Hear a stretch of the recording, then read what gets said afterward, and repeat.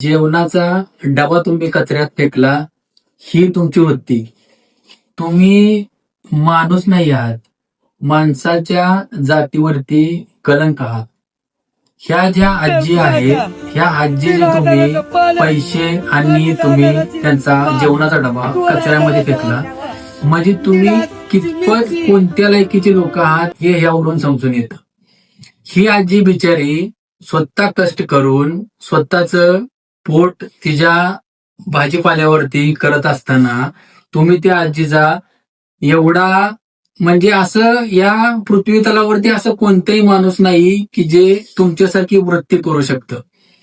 म्हणून माझं एकच म्हणणं आहे, तुम्ही गोरगरिबांना पकडण्याऐवजी जी मोठी लोक आहेत त्यांना पकडा. कारण हे तुमचं आता हाती होत चाललेलं आहे आणि यावरती आळा बसण्यासाठी काय ना काहीतरी प्लॅन केला पाहिजे. त्यासाठी मित्रांनो, यावरती तुमची कमेंट काय असेल ते मला व्हिडिओमध्ये नक्की कळवा.